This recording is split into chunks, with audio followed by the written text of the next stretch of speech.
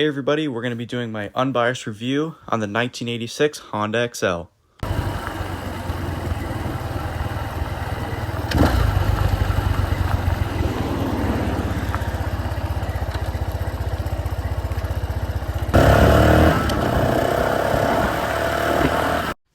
So you may be thinking, who does this bike appeal to? I mean, if we just look at simple things like fork seals, chains, swing arm bushings, headset bearings, stuff like that, on these older bikes, unfortunately, they tend to wear out. Now with this one, I got super lucky. The little bit of a history on this one here, it sat in a basement for 10 plus years of its life, hence why the paint is so immaculate onto it. The tires that are currently on it are Bridgestone Trail Wings, and they have no dry rot on them whatsoever, and they're a super nice soft compound tire that grip really well, and you can definitely tell that this bike was well taken care of most of its life. Another point of this video is not only just to do a full review on the bike, but it's also to encourage you to go out for a ride. It's beautiful weather right now, you might as well enjoy it.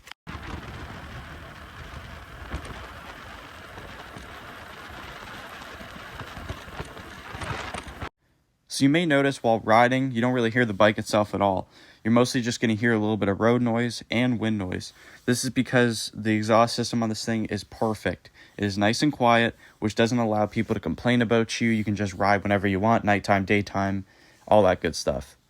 Not to mention that this one here starts up first kick every single time. All I have to do is do one slow kick for the compression release to kick in, then one hard kick, and it turns right on. Doesn't matter if it's sitting for a week, 2 weeks, it doesn't care. It just turns right on. You compare that to new bikes of today with electric starts, fuel injection, you name it, all the newest technology, and yet you're sitting there cranking the starter for like 10 seconds.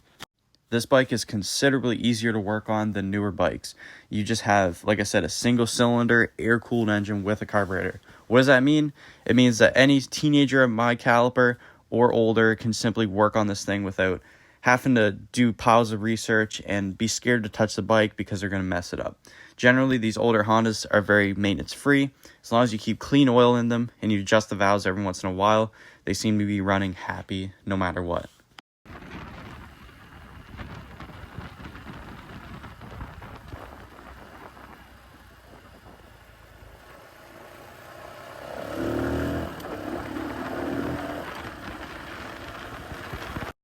Two big upsides to this bike is it gets great fuel mileage and it cruises as well. When you get on this thing and you just go through the gears easily and you get up to fifth, first, second, third, fourth, etc., it just picks up speed like nothing, like it's not even trying. In fifth gear, 70, 80 kilometers, it's happy. It might be revving 3 or 4 grand, that would take it all, and it's just an easy bike to cruise on. Also, I'm averaging about over probably 100 kilometers per tank easily, and that's like driving like an idiot. Like if I actually like just kept it in fifth gear and just cruised the whole way, I would get easily 120, 130 kilometers per tank. Another cool thing I wanted to mention is the guy that I bought the bike from, he collects Hondas. So he has like 6 or 7 Z50s. He had like 3 Honda Big Reds. He had snowmobiles, 4-wheelers, you name it. So I knew coming from him that he was going to go over the bike, make sure it was good and safe to ride.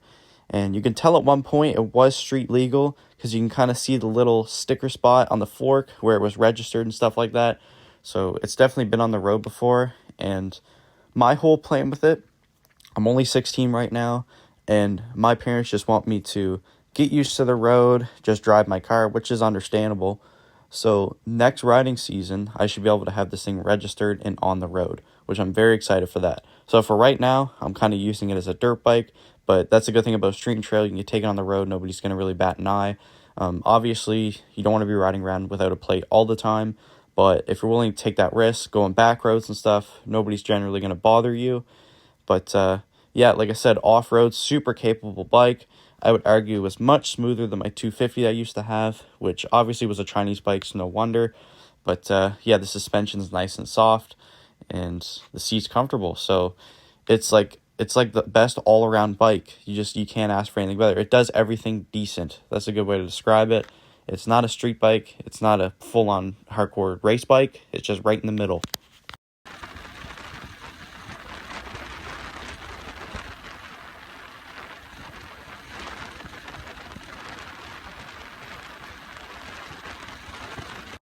obviously the elephant in the room. If any of you guys are still watching, you're probably going to ask yourself, oh God, is he going to turn into one of these street and trail guys and he never touches motorized bikes again?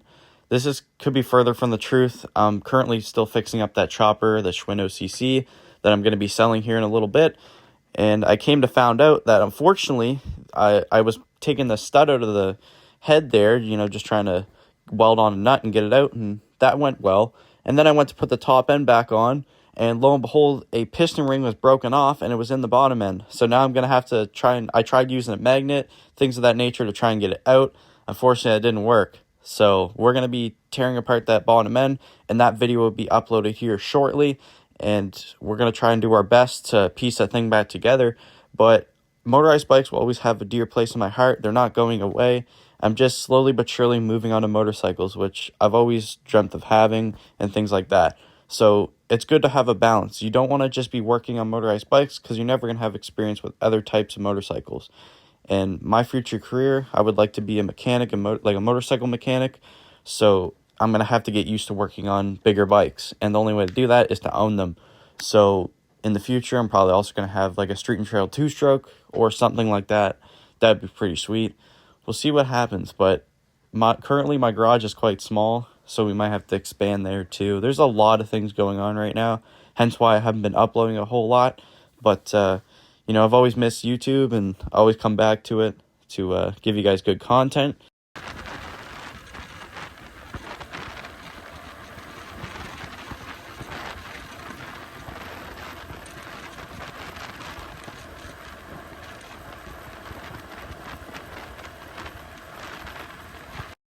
So a big question with a lot of people is, can you get parts for this thing? And to answer that, of course you can. You can just go to your local Honda dealership. They're going to have pretty much everything you will need for this thing. So things like foot pegs, handlebars, grips, whatever. If you dent something, that might be a little bit of a problem because they don't really make these plastics anymore, or gas tanks and stuff like that. Those kind of things, you'll have to resort to things like eBay or just spots like that still carry older stuff. But that's the benefit to something like this compared to a Chinese bike. Chinese bikes, you're basically stuck to ordering online and you can't get stuff locally. Whereas a bike like this, much more common, and the whole XL lineup actually uses a lot of the same parts. So you could look at a Honda XL 185 and you could look at an XL 500, and a lot of the components are pretty similar. They only change very small things, and they obviously put bigger engines in, stuff like that, to actually handle the extra power. But everything's pretty universal, right? So if you just wanted to upgrade things like your pegs or just small stuff like that, maybe like blinkers and whatnot, everything's going to work well. And that's the good thing about a pretty common street and trail like this, is you can just easily get parts bolted onto here.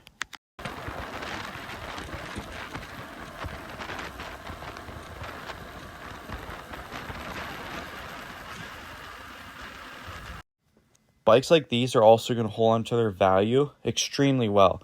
And like I said, I paid $2,500 for this thing. It's in mint condition.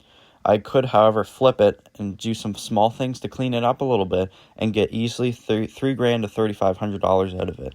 Am I going to do that? Hell no. It's a awesome bike, and I plan on keeping it even if I do eventually upgrade to larger machines. The main thing here to look at is, let's say you go buy a newer RMZ 250 or you go buy a YZ 125, something like that nature, and you're spending upwards of $10,000 all in, and you just keep it for 5-10 years and you're abusing it constantly. One, you're going to go through top ends and stuff like that constantly, which is going to cost you money. You're going to go through chains and sprockets because of that extra power. You're going to go through tires like nothing, and you're going to be left with a clap bike that is not going to be worth even half of what it was new. So that's the problem with newer race bikes and stuff like that. People get all caught up in, oh, it goes fast and oh, it looks good. But people don't understand that from a financial spot, you're not going to be making any kind of money with that bike, and you're going to be only losing it, which is not very good if you always want to keep upgrading. The good thing about an XL or something like that is theoretically, I could ride this thing for 2 or 3 years, get tired of it, and then go buy something bigger and still get a good chunk of money out of this. And another thing, too, I learned from my buddy, because he has, I don't know if he wants me to mention him in the video, but he has a WR and stuff like that, 250, and he's trading it in for an R7, or he was thinking about it. And unfortunately, they were only going to give him $500 that like the bike was valued at, when he could easily private sale that thing for like 3 grand.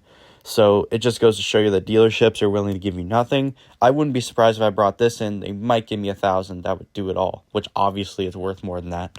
So if you guys are ever trying to trade up your bikes, definitely sell it privately. I would never go to a dealership, as you're just going to get ripped off.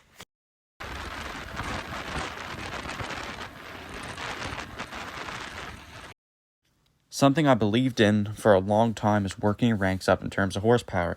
So starting with a smaller bike and working your way up is going to allow you to master the basics of riding, and you're going to be less likely to get hurt if something goes wrong on a bigger bike. So you're just going to have better self-awareness on a motorcycle. You're always going to be looking out for other people. You're going to know how to shift perfectly and all that good stuff. I see a lot of kids my age get these super big race bikes, and they don't even know how to ride them. They get people that actually know how to ride on them, which is just kind of sad, because at that point, you're just spending money on a bike and letting other people use it, which is just like totally ridiculous and way above your pay grade. But another thing I wanted to mention too, you're probably saying to yourself, okay, this bike's awesome, where do I get it? And let's say you can't find anything locally. Luckily, Honda makes pretty much the same thing new. It's called the XR150, and it's not going to be quite the same as this. I'll be honest with you. It's going to have a similar motor. It's going to have a similar size, seat height, and all that good stuff. But you're not going to get the old bike experience. So they do sell newer versions of this. However, I would strongly advise you try and find one of these locally and just get an older one, because you're just going to be so much happier on it. Trust me.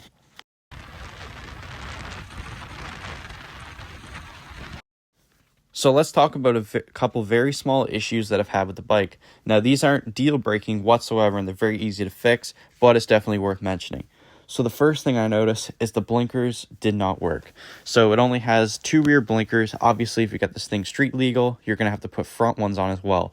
But what I did notice is the front headlight and taillight work perfectly fine. The brake sensor, all that stuff works. But there's something in the wiring that only allows the blinker to stay on and not flash. So it could be something as simple as the flasher, or maybe the wiring is just simply not done right, and I'll have to look into that. When I first got the bike, I tried messing with it, just simply plugging in the wires that match the color, and that didn't seem to fix the issue. So maybe it could be 2 things. Like I said, it could be the flasher in the bulb itself, or it could be the battery where it's totally shot and dead. It's a weird battery. It's like a 6-volt one with like bullet connectors on it. So it's basically just to assist the bike. The magneto is what's going to actually, the stator is what's actually going to produce the power, the electrical current to run all the lights. The battery is just there to help assist it. So that way it doesn't take any power away from your engine. So I wonder if I put a friggin' new battery in this thing, if it'll instantly get faster. Highly doubt that, but that'd be pretty cool. Another thing I noticed is the rear sprocket. I don't know if it's a bearing. I really don't know how these bikes are set up, but it looks like the sprocket was loose. Maybe the bolts just need to be tightened. I don't know, but it does rock back and forth a little bit. Also, the swing arm bushing seems to be fine, but if you get really picky, you can feel a little bit of play. It's not really going to matter in this case. Everything else in the bike is completely tight, and I'm just trying to think of some other things. For a little while, the neutral light wasn't turning on, and then it fixed itself. So I don't know what that was all about. And when I first got it, the first day of riding it, the rear brake was squeaking, but shortly after stabbing it a few times with the foot, it seemed to free up just fine. And I will notice the front brakes do work quite a bit better than the rear, but that's just pretty commonly known, as your front brakes does 70% of the work. So just not really going to worry about that too much. And yeah, it's besides that, everything else is perfectly fine.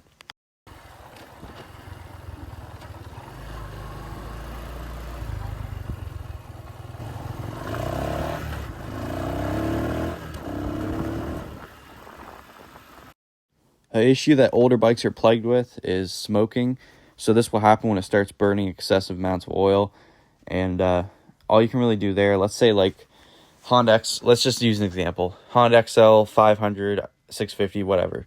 And it's got upwards of 30,000, 40,000 kilometers. And they say in the ad that it's smoking. The chances of it actually being piston rings are pretty slim to none.